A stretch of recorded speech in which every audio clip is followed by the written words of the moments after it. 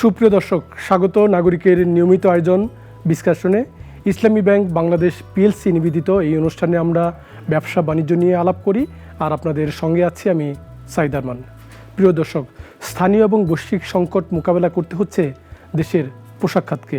যদিও বসন্ত এবং গ্রীষ্ম মৌসুমের ক্রয়াদেশ বেড়েছে কারখানাগুলোতে, তবে দুশ্চিন্তা একের পর এক আন্দোলন এবং কারখানার নিরাপত্তা নিয়ে।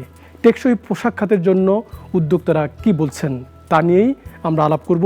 অতিথি শিহাবুদ্দোজা চৌধুরী, তিনি এমইটি ডিজাইনের ব্যবস্থাপনা পরিচালক। আমাদের স্টুডিওতে স্বাগত জানাচ্ছি। আপনাকে ধন্যবাদ এবং নাগরিক টেলিভিশনের দর্শকদেরকে ধন্যবাদ জানাচ্ছি। আমরা একটু শুরুতে আলোচনাটা এভাবে করতে চাই, আমি যেটি বলছিলাম যে গ্রীষ্ম এবং বসন্ত মৌসুমের পর্যাপ্ত ক্রয়াদেশ আপনারা পাচ্ছেন এমনটি বলা হচ্ছে বিভিন্ন তথ্য উপাত্তে।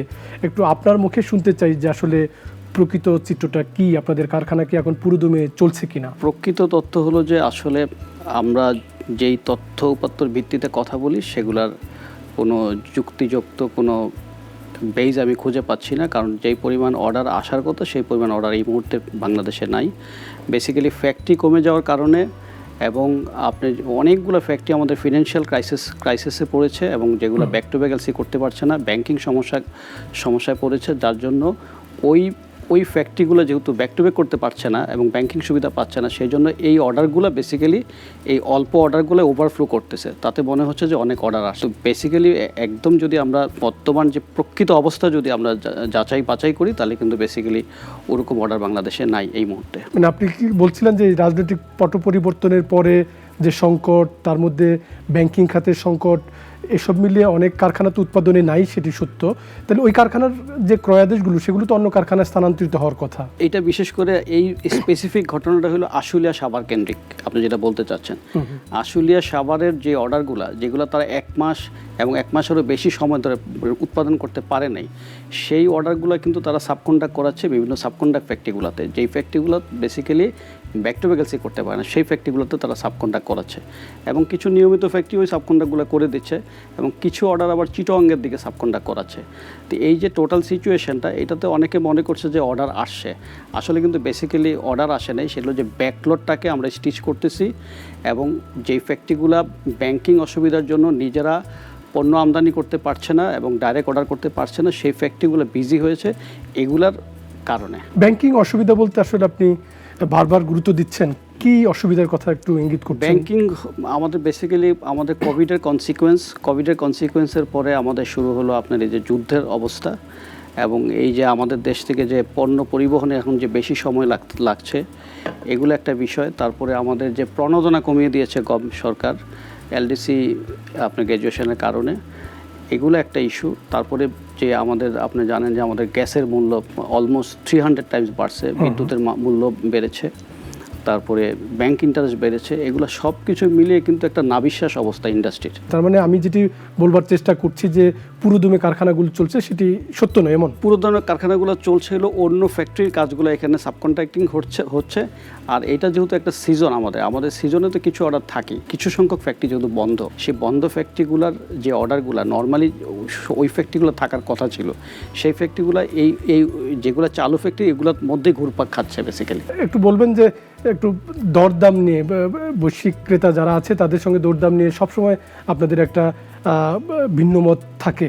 একটু বলবেন যে এখন আসলে বাস্তবতা কি, আপনারা ন্যায্য দাম বা সঠিক দাম যেটা আসলে পোশাকের হওয়া উচিত সেটি বিদেশি ক্রেতারা দিচ্ছে কিনা? 23-24 অর্থ বছরের যে এনবিআরের যে তথ্য আছে, সেই তথ্য অনুযায়ী ইউরোপে আমাদের পণ্যের মূল্য, আমাদের গার্মেন্টসের মূল্য কমেছে 5%। আমেরিকাতেও আমাদের পণ্য মূল্য কমেছে। টোটাল বাজারের যে চাহিদা, গার্মেন্টসের বাজারের যে চাহিদা, সেই চাহিদাও কিন্তু আমাদের অনেকটা কম। সব কিছু মিলে কিন্তু আমরা ন্যায্য মূল্য পাচ্ছি না। আচ্ছা, একটু পরিবেশ নিয়ে একটু যদি আলাপ করি, আমরা তো দেখছি রাজনৈতিক পট পরিবর্তনের পরেই আজ আশুলিয়া, তো কাল সাভার, নানা জায়গায় নানা রকম সংকট হচ্ছে, গাজীপুরেও হচ্ছে।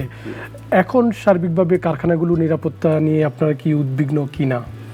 আমরা স্টিল উদ্বিগ্ন এগুলো নিয়ে, কারণ এই বিষয়টা কিন্তু আসলে মজুরি বৃদ্ধির সাথে সম্পৃক্ত না। এই কথাগুলো আমরা বহুত আগে বলছি, আমাদের বিজিএমইতে অনেকগুলো প্রোগ্রাম হয়েছে, কনসার্ন সবাই আসছিল, আমরা সেখানেও বলছি যে এই জিনিসগুলো আসলে মজুরি বৃদ্ধির সাথে কোনোটাই সম্পৃক্ত না। বিকজ গত বছরের শেষের দিকে গত সরকার 56% স্যালারি বৃদ্ধি করেছে, তার 7-8 মাস পরে আবার বেতন বৃদ্ধির যে কোনো যুক্তিযুক্ততা কিন্তু ছিল না। এই জিনিসটা বেসিক্যালি আমাদের দেশি এবং বিদেশি একটা ষড়যন্ত্রের প্রভাব, এবং এইটা সরকারের গোয়েন্দা সংস্থাগুলো জানে। এবং এই প্রভাব থেকে যদি আমরা যদি রাজনৈতিক সমাধান করতে না পারি এবং কূটনৈতিকভাবে যদি সমাধান এগুলো করতে না পারি, তাহলে কিন্তু এই সমস্যাগুলো থেকেই যাবে। যেটি ব্যাখ্যা দিলেন, কিন্তু অপর পক্ষেরও তো একটি ব্যাখ্যা আছে যে আপনারা আসলে শ্রমিকদের পর্যাপ্ত পারিশ্রমিক দিতে যে মানসিকতা দরকার সেটি আপনাদের নেই। না, এইটা যদি সত্যি হয় তাহলে তো 40 বছর এই ব্যবসায়ী এই বাংলাদেশে টিকে থাকার কথা না। 40 বছর ব্যবসা টিকে আছে এবং শ্রমিক সংখ্যাও বেড়েছে, ইন্ডাস্ট্রিও বেড়েছে। ইন্ডাস্ট্রি গ্রোথও মোটামুটি গত কয়েক বছরে ভালো ছিল, যদিও রাজনৈতিক কারণে এবং বিভিন্ন পট পরিবর্তনের কারণে এখন আমরা একটা অত্যন্ত ক্লান্তিকাল পার করছি। কিন্তু যদি আপনার কথাই যদি সত্যি হয় তাহলে তো ইন্ডাস্ট্রি বাড়ার কথা ছিল না এবং এখানে এত শ্রমঘন পরিবেশ হওয়ার কথা ছিল না।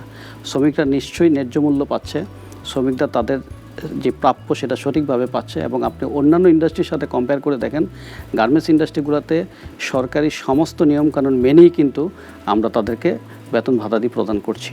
কিন্তু দেশীয় যে গবেষণা প্রতিষ্ঠানগুলো সবসময় তো আপনার যে বেতন ভাতা সরকারের সঙ্গে দিন দরবার করে নিয়ে আসেন, তারা তো সবসময় বলে যেটি একেবারে অপর্যাপ্ত।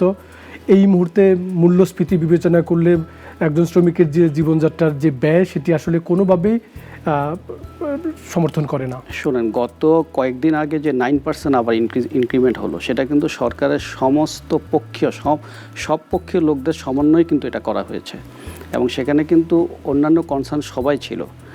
এখন আমরা যদি শুধু গার্মেন্টস ইন্ডাস্ট্রিটা নিয়েই চিন্তা করি, শুধু গার্মেন্টস ইন্ডাস্ট্রিটাই যদি মুদ্রাস্ফীতির একদম কেন্দ্রবিন্দু হয়ে যায় যে সারা বাংলাদেশের সমস্ত অর্থনীতির সমস্ত সমাধান কি এই ইন্ডাস্ট্রি দিতে পারবে, সেই ইন্ডাস্ট্রি তো দিতে পারবে না বেসিক্যালি।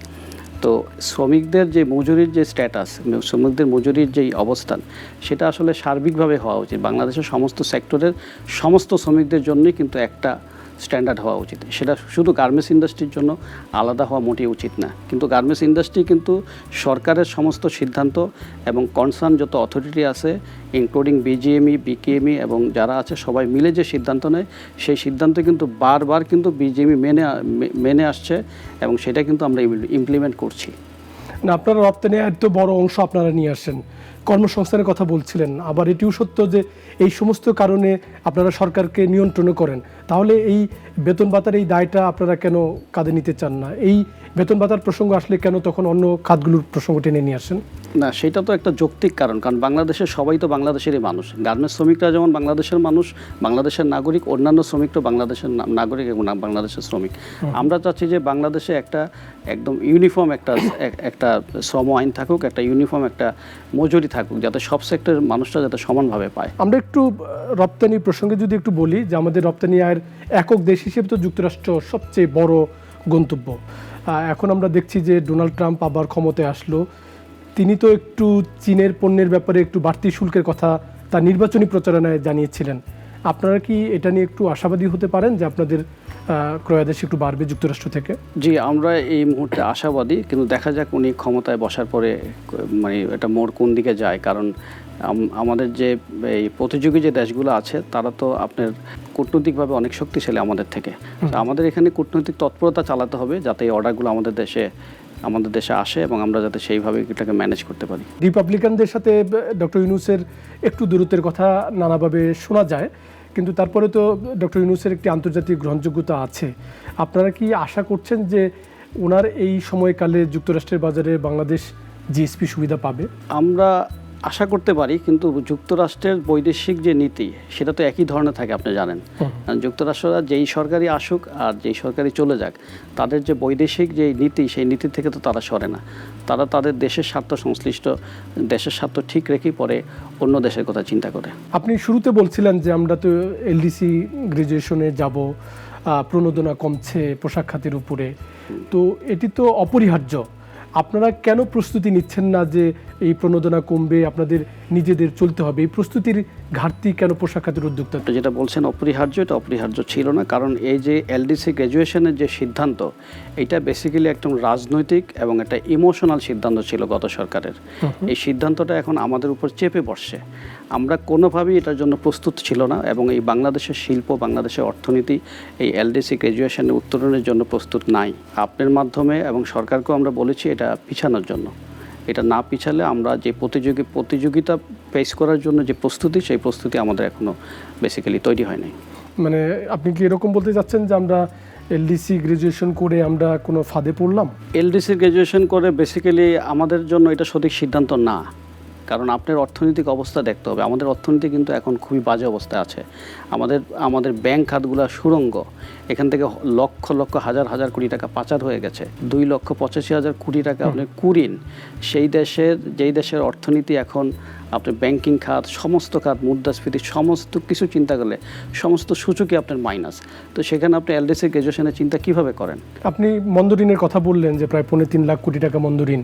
আবার সরকারের আরেকটি পরিসংখ্যান বলছে প্রায় 7.5 লাখ কোটি টাকা আমাদের দুর্দশাগ্রস্ত ঋণের পরিমাণ।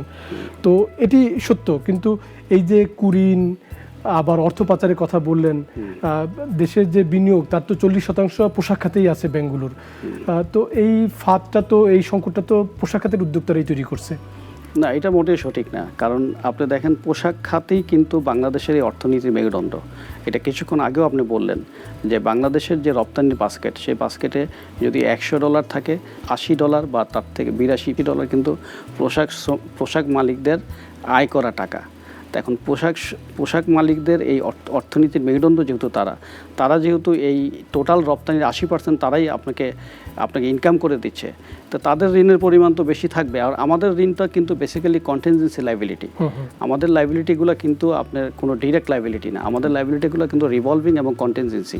এটা কিন্তু এক্সপোর্ট প্রসিড আসার সাথে সাথে এগুলো আবার এগুলো অ্যাডজাস্টমেন্ট হয়ে যায়। একটি বিষয় পোশাক উদ্যোক্তাদের খুব সমালোচনায় ফেলে, সেটি হলো যে আপনারা রপ্তানি করে তার আয়টা ঠিকভাবে আনেন না। আপনি বিজিএমইতে পরিচালক হিসেবে ছিলেন, এখনও বিজিএমইর যে বর্তমান প্রশাসক তার সহায়ক কমিটিতে আপনি কাজ করছেন। একটু বলবেন যে এই যে সমালোচনা, এটি নিয়ে বিজিএমই থেকে কোনো কাজ করার সুযোগ নেই উদ্যোক্তাদের উৎসাহিত করতে? প্রথমত হলো আমি আপনার সাথে এটাতে একমত না যে গার্মেন্টস মালিকরা যদি রপ্তানি আয় বাংলাদেশে না আনে, যদি এটা রিয়েলাইজ না হয়, তাহলে আপনার এই এত বড় সংখ্যার, এত বড় অঙ্কের যে এক্সপোর্ট প্রসিড যেটা বাংলাদেশে আসতেছে, তো এটা কারা আনতেছে? এটা নিশ্চয়ই গার্মেন্টস মালিকরাই আনতেছে। কিছু এক্সপোর্ট প্রসিড আপনার আটকে আছে, সেটা হলো বিভিন্ন ইস্যুতে। কোভিডের জন্য কিছু এক্সপোর্ট প্রসিড আসে নাই, যুদ্ধের জন্য কিছু এক্সপোর্ট প্রসিড আসে নাই, এবং কিছু বায়ার আমাদের অকশন হয়েছে, মানে তারা দেউলিয়া হয়েছে। দেউলিয়া হওয়ার কারণে কিছু এক্সপোর্ট প্রসিড বাংলাদেশে প্রপারলি আসে নাই। সেটা যুক্তিসঙ্গত কারণই হয়েছে। আপনি শুরুতে বলছিলেন যে জ্বালানিতে আপনাদের খরচ বেড়েছে, শ্রমিকের বেতন বেড়েছে, অন্যান্য খরচও বেড়েছে। তার সঙ্গে এখন একটি বিষয় খুব নতুন, সেটি হলো যে ব্যাংক ঋণের সুদ হার বেড়েছে। এটি কি আপনাদের বাড়তি চাপে ফেলছে? এইটা আমাদের জন্য একদম মরা রূপে খাড়ার। এই যে ব্যাংকের ঋণের সুদের হার যেটা ছিল বেসিক্যালি 9%, সেটা এখন বেড়ে দাঁড়িয়েছে আপনার প্রায় অলমোস্ট 15%। সো এটা আমাদের জন্য বহন করা খুবই কষ্টকর, এবং আমরা সরকারকে বলেছি যে আমাদের এই ঋণের হারটা, এই ঋণের যে পার্সেন্টেজ, সেটা একটু কমিয়ে দেওয়ার জন্য, শুধু রপ্তানিকারকদের জন্য। কারণ আমাদের টোটাল ট্রানজ্যাকশানটাই কিন্তু ব্যাংকের মাধ্যমে হয়। আমাদের কিন্তু ক্যাশ ট্রানজ্যাকশান 5%-এর নিচে, আমাদের 95% ট্রানজ্যাকশান থ্রু ব্যাংক। সো আমাদেরকে এই চার্জেসগুলা, এই ইন্টারেস্ট রেটগুলো, এগুলো কিন্তু আমাদেরকে খুব বাজেভাবে ফেস করতে হয়। কিন্তু একটু বলবেন আমাকে, হিসাবটা দিবেন যে আপনাদের যে পরিচালন ব্যয়ের কত শতাংশ এই সুদ ব্যয়ে যাচ্ছে? এটি মরার উপর খাড়ার গা হবে কেন? চাপ তৈরি হতে পারে, কিন্তু এটি অতিরিক্ত প্রেশারের কথা আপনি কেন বলছেন? আমি বলছি যে আমাদের 75% আমরা ব্যাক টু ব্যাক করি, হ্যাঁ, এবং ব্যাক টু ব্যাকের একটা বড় অংশ আমরা ব্যাক টু ব্যাকের টোটাল পেমেন্টটাই কিন্তু আমরা এক্সপোর্ট প্রসিড থেকে দিই। কিন্তু আমাদের এই কোভিডের পরে আমাদের যে অর্ডারগুলো ছিল আমরা অ্যাড সাইডে করতাম, আমাদের অধিকাংশ বায়াররাই কিন্তু এক্সপোর্ট প্রসিডের যে পেমেন্ট টার্মস, এটাকে ডেফার্ড করে ফেলছে, 90 ডেজ, 120 ডেজ করে ফেলছে, যার জন্য আমরা পেমেন্টটা পেতে আমাদের 90 ডেজ অপেক্ষা করতে হয়। এবং সেই কারণে কিন্তু আমাদের এই ব্যাক টু ব্যাক পেমেন্টগুলো আগে ফোর্স লোন হইতো না, এখন ফোর্স লোন হচ্ছে। আর যখনই ফোর্স লোন হয়, তারপরের দিন থেকে 15% ইন্টারেস্ট আমাদেরকে কাউন্ট করতে হয়। অন আদার হ্যান্ড, আমরা যে আগে পিসি নিতাম, প্যাকিং ক্রেডিট, যেটা আমাদের ওয়ার্কার স্যালারি এবং আদার এক্সপেন্ডিচারের জন্য, সেইটা আমরা এক্সপোর্ট ভ্যালুর উপরে আর এলসি ভ্যালুর উপরে 10% থেকে ম্যাক্সিমাম 15% পর্যন্ত আমরা নিতে পারি। সেটার রেট অফ ইন্টারেস্ট ছিল আগে 7%, এখন এইটাও কিন্তু বেড়ে অনেক প্রায় 15%-এর কাছাকাছি চলে আসে। প্রণোদনার প্রসঙ্গ আপনি টানছিলেন, যেহেতু এলডিসি থেকে কারণে এগুলো আপনাদের রহিত হচ্ছে, এগুলো নিয়ে কি সরকারের সঙ্গে আপনাদের দেন দরবার চলছে কিনা? আমরা সরকারকে প্রস্তাবনা দিয়েছি এগুলাকে আগের জায়গায় ফিরিয়ে আনার জন্য, যেহেতু আমাদের যে স্মল মিডিয়াম যে ফ্যাক্টরিগুলো এগুলো বেসিক্যালি আমাদের ইনসেন্টিভ বেসড, ইনসেন্টিভের উপর ডিপেন্ড করে অনেকটা তাদের খরচ তারা বিট আপ করে আর কি। সো যেহেতু এলডিসি গ্র্যাজুয়েশনের আমরা 26 পর্যন্ত আমাদের একটা স্বাভাবিক সময় আছে, কিন্তু সরকার কিন্তু এই ইনসেন্টিভগুলো 2023 থেকে কমানো শুরু করেছে। কিন্তু আমরা লাস্ট যে এলডিসির যে লাস্ট যে আপনার এই কনফারেন্স যেটা হয়েছে সেটাতে উন্নত দেশগুলা আমাদের যে সাবসিডি দেওয়ার জন্য যেই বাধা সেখান থেকে তারা সরে আসছে, তার 2029 পর্যন্ত আমাদেরকে কনসিডার করবে বলে আমাদেরকে জানিয়েছে। তো যেহেতু 2029 পর্যন্ত সাবসিডাইজ যদি আমরা ইন্ডাস্ট্রিগুলোকে যদি নগদ সহায়তা দেই, সেক্ষেত্রে যেহেতু কোনো কমপ্লেন আসবে না, কোনো অসুবিধা হবে না, সেক্ষেত্রে আমরা গভর্নমেন্টের কাছে আবেদন করছি যাতে আমাদের 29 পর্যন্ত আমাদের এই প্রণোদনাটা বহাল থাকে এবং স্পেশালি ক্ষুদ্র মাঝারি ফ্যাক্টরিগুলোর জন্য যাতে বহাল থাকে। বাংলাদেশ ব্যাংক একটি প্রজ্ঞাপন দিয়েছে যে 3 মাস 90 দিন ঋণের কিস্তি না দিলে সেটি মেয়াদ উত্তীর্ণ হওয়ার পর থেকে সেটি খেলাপি হয়ে পড়বে। আন্তর্জাতিক চর্চার জন্য তো বিকল্প আমাদের নেই, আপনারা কি এটি সমর্থন করছেন? আসলে আন্তর্জাতিক চর্চা তো এইটা বেসিক্যালি আমরা যতটুকু জানি এটা আইএমএফের একটা চাপ। তো এখন আমার প্রশ্ন হলো যে আইএমএফের কাছ থেকে আমরা ঋণ নিয়েছি কি কারণে? আমরা ঋণ নিয়েছি আমাদের এখান থেকে আমাদের অর্থনীতি খারাপ হওয়ার কারণে। আমাদের অর্থনীতি খারাপ করছে কারা? তো তাদের জন্য এখন সারা বাংলাদেশের সমস্ত গার্মেন্টস ইন্ডাস্ট্রি, সমস্ত ব্যবসায়ীদের উপরে এই চাপগুলো আসছে। তো এখন আমার প্রস্তাব হলো যে যারা এই দেশ থেকে হাজার হাজার কোটি টাকা পাচার করেছে তাদের টাকাগুলো গভর্নমেন্ট রিকভারি করুক এবং সেখান থেকে আইএমএফের টাকা দেখ। আইএমএফের টাকা তো আমরা সাধারণ ব্যবসায়ী তো আইএমএফের টাকা আনার জন্য গভর্নমেন্টকে বলি নাই। গভর্নমেন্ট তো আইএমএফের টাকা এনে এই শর্তগুলোর উপরে পড়ছে। আর আমাদের যে আন্তর্জাতিক আন্তর্জাতিক স্ট্যান্ডার্ডের অর্থনীতি তো আমাদের না। আমাদের তো আগে আমাদের অর্থনীতির স্ট্যান্ডার্ডও আন্তর্জাতিক হইতে হবে। আমাদের যারা ব্যবসা করতেছে তারা আন্তর্জাতিক মানের হইতে হবে, তাইলে না আপনি আন্তর্জাতিক মানের একটা সিস্টেম ইমপ্লিমেন্ট এখানে করতে পারবেন। আমরা তো এখন সেই অবস্থায় নাই। আমাদের অবস্থা তো বেসিক্যালি যদি আপনি চিন্তা করেন গত বছর তার আগের বছর থেকে আরও খারাপ অবস্থা আমাদের অর্থনীতির। আপনি ক্ষুদ্র মাঝারি কারখানাগুলোর কথা বলছিলেন, আসলে বিজিএমই থেকেও আমরা সবসময় এই ক্ষুদ্র মাঝারি প্রতিষ্ঠান দিকে খুব বেশি নজর দেখি নাই। একটু বলবেন যে এই প্রতিষ্ঠানগুলো তো টিকে থাকাই আসলে কঠিন হয়ে পড়ছে, আপনাদের তরফ থেকে কোনো সুপারিশ আছে? আমরা অলরেডি বাংলাদেশ ব্যাংকের কাছে একটা প্রস্তাবনা দিয়েছি ক্ষুদ্র মাঝারি শিল্পগুলোকে টিকে থাকার জন্য। তো ক্ষুদ্র মাঝারি শিল্পের প্রধান কারণকে আপনাকে বলি আমি, দেখেন ক্ষুদ্র মাঝারি শিল্পগুলোর কিন্তু আয় কম, খরচ কিন্তু সমান। বড় ফ্যাক্টরিগুলা যেই পরিমাণ ঋণের সুদ, ক্ষুদ্র মাঝারি শিল্পের জন্য একই ঋণের সুদ। বড় ফ্যাক্টরিগুলা যেই লাইসেন্সিং ফি, ব্যাংক চার্জ, অন্যান্য যত আপনার খরচ আছে, অন্যান্য যত ফিস আছে, গভর্নমেন্টের যত রেজিস্ট্রেশন ফিস থেকে শুরু করে যা আছে, সমস্ত কিছুগুলোর জন্য কিন্তু ক্ষুদ্র মাঝারি শিল্প ফ্যাক্টরিগুলোর জন্য কিন্তু স্পেশাল কোনো কিছু নাই। ওরা কিন্তু বড় ফ্যাক্টরিগুলোর সাথে তাল দিয়ে সমস্ত এক্সপেন্ডিচারগুলো পে করতেছে। তাহলে এটা তো একটা ডিসক্রিমিনেশন আসলে। ছোটো ফ্যাক্টরিগুলোর জন্য একটা রেট অফ ইন্টারেস্ট আলাদা থাকা উচিত। ছোটো ফ্যাক্টরিগুলোর জন্য ব্যাংক চার্জ এবং অন্যান্য ফিসগুলো, গভর্নমেন্টের যে রিনিউয়াল ফিসগুলো আছে লাইসেন্সের, এগুলো কিন্তু 50% থাকা উচিত। এবং করের এখানেও কিন্তু একটা ওদেরকে একটা ছাড় দেওয়া উচিত ক্ষুদ্র মাঝারি শিল্পগুলোকে। কারণ এই ক্ষুদ্র মাঝারি শিল্পগুলোকেই দিয়ে কিন্তু বাংলাদেশে গার্মেন্টস ইন্ডাস্ট্রি শুরু হয়েছিল। বেসিক্যালি এরা কিন্তু এই বাংলাদেশের গার্মেন্টস ইন্ডাস্ট্রির মা।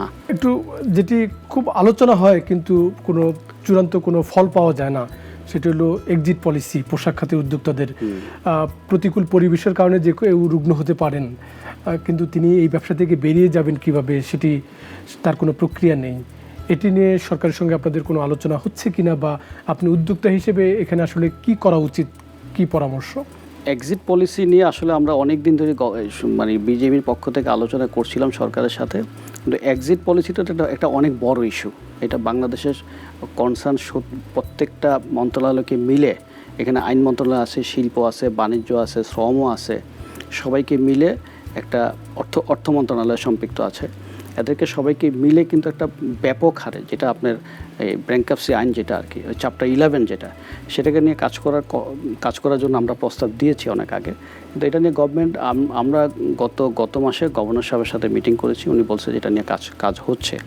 সো এটা যেহেতু একটা ব্যাপক জিনিস, যদি কাজ শুরু করে থাকে তাও যদি ভালো করে শুরু করে থাকে তাও 6-7 মাস লাগবে। কিন্তু এরই মধ্যে বাংলাদেশ ব্যাংক একটা ন্যূনতম এক্সিট নীতিমালা বলে একটা সার্কুলার ইস্যু করেছে, যেটা সার্কুলার BRPT সার্কুলার 13/2024। সেখানে ওনারা বলেছেন যে 10% মার্জিন দিয়ে 10% ডাউন পেমেন্ট দিয়ে 2 বছরের মধ্যে এক্সিট করার জন্য, এবং ওইখানে আরও কিছুগুলো শর্ত আছে যে শর্তগুলো আসলেই এইটা ইমপ্লিমেন্ট করার মতো না। তো এইটার একটা প্রস্তাবনা আমরা সংশোধনী প্রস্তাবনা অলরেডি গভর্নমেন্টকে দিয়েছি এবং বলছি যে এইটাকে এক্সিট পলিসি মানে কিন্তু জিনিসটা ফ্লেক্সিবল হইতে হবে, যাতে একজন লোক যাতে সসম্মানে প্রস্থান নিতে পারে ব্যবসা থেকে। তো সেই পলিসিটা সেইভাবে হয় নাই। তো সেটা একটা প্রস্তাবনা আমরা দিয়েছি এবং আলোচনা করতেছি ওনাদের সাথে এটাকে একটু ফ্লেক্সিবল করে দেওয়ার জন্য, যাতে এই সার্কুলার যেটা সার্কুলার BRPT সার্কুলার 13 যেটা আছে যাতে এটা ইমপ্লিমেন্ট হয়। আমার শেষ প্রশ্ন, যেহেতু আপনি বিজিএমই বোর্ডে এর আগে ছিলেন, আবার নির্বাচনের মৌসুম চলছে, তো আপনি নির্বাচন করবেন কিনা, আর যদি করেন একজন উদ্যোক্তা পোশাক খাতের কেন আসলে আপনাকে ভোট দিবে? প্রথমত আমার দল যদি আমাকে মনোনয়ন দেয় তাহলে আমি ইলেকশন করব, 1 নাম্বার।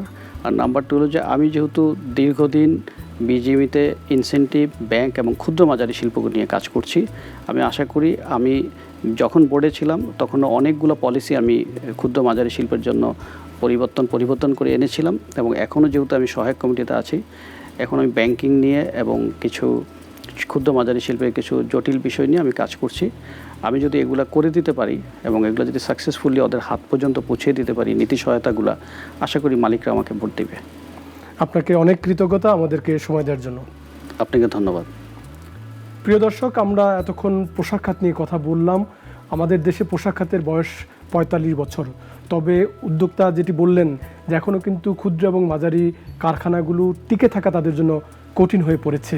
আমরাও প্রত্যাশা করব সরকার এবং কেন্দ্রীয় ব্যাংক ক্ষুদ্র এবং মাঝারি কারখানাগুলোকে নীতি সহায়তা দিবে। ডিসকাশনের এই পর্ব এখানেই শেষ করছি। সবাই নিরাপদে থাকবেন, সুস্থ থাকবেন।